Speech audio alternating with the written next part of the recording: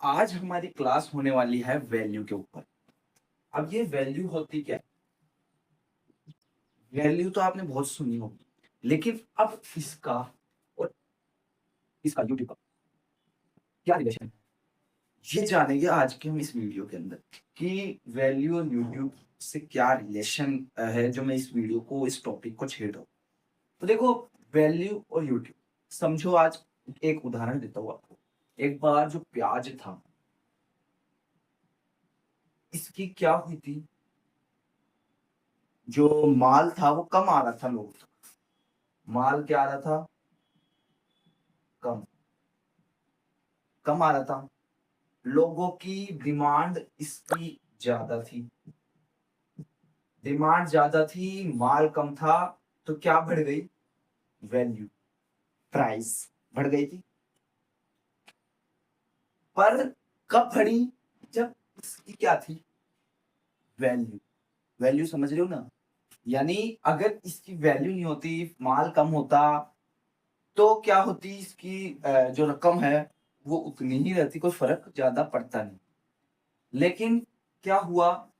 प्याज की डिमांड ज्यादा है, माल कम आ रहा है, जिससे प्याज की वैल्यू बढ़ गई। अब इसका और यूट्यूब का क्या रिलेशन है?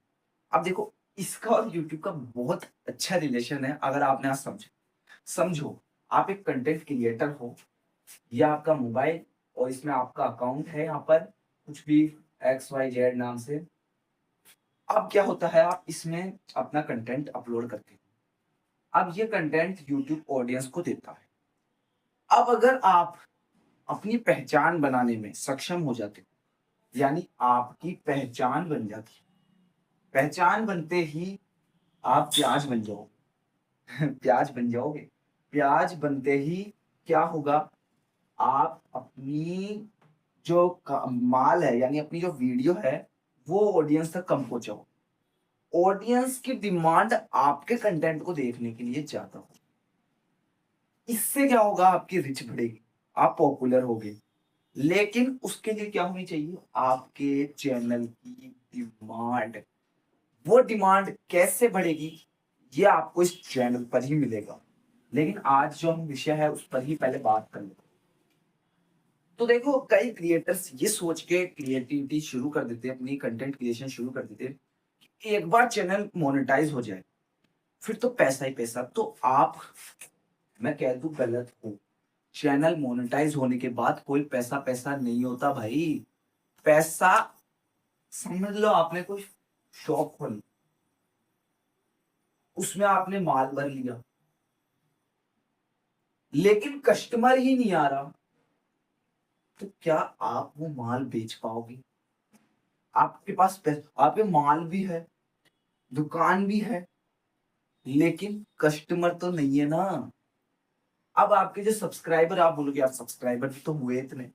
देखो, सब्सक्राइबर सारे नहीं देखते हैं, वो आपको सब्सक्राइब करके जरूर रख देते हैं, लेकिन अगर आप वैल्यू ही नहीं दोगे ना, तो वो सब्सक्राइब कोने में आपका चैनल पड़ा रहेगा उनके। लेकिन आपकी हर हर वीडियो में एक डिमांड होगी, हर एक वीडियो की एक डिमांड होगी, तो आपका चैनल ऑटोमेटिक चलेगा। तो यानी ये आप अपने दिमाग से बाहर कर दो कि चैनल मोनेटाइज हो गया तो सब कुछ पा लिया। नहीं, मोनेटाइज करने के साथ साथ आपको अपनी डिमांड भी बढ़ानी है। आपकी डिमांड अगर कम रहेगी, तो आपका चैनल मोनेटाइज होके भी ना के बराबर ही काम करेगा। कि आपके 20, 50, 100, 1000 व्यूज आ रहे हैं और आपने चैनल मोनेटाइज करवा लिया, कैसे घसीटे लग लग के, 5 साल 10 साल लग लग के घसीटे कर करके आपने करा लिया, रोते फिरते। लेकिन बाद में रोते फिरते आप रह जाओगे। इसलिए कहा जाता है 5 साल का टाइम। क्यों कहा जाता है यूट्यूब पे 5 साल? क्योंकि क्रिएटर सीखता है। जब बच्चा एग्जाम देने जाता है, तो उससे पहले उसे 1 साल पढ़ना पड़ता है। जब भी वो एक एक 3 घंटे के एग्जाम के लिए तैयार होता है, जब वो पढ़ेगा ही नहीं, तो 3 घंटे में क्या करके आएगा? अटाड़ा। और फिर रिजल्ट क्या निकलेगा? फेल। तो बस यही समझाने की आज की क्लास हुई है। अगर ऐसी और जानकारी चाहिए तो आप चैनल को सब्सक्राइब कर लेना, और आपका सब्सक्राइब मेरे को, जो मैंने आपको एक बताया था, ये 5 साल सपोर्ट करना।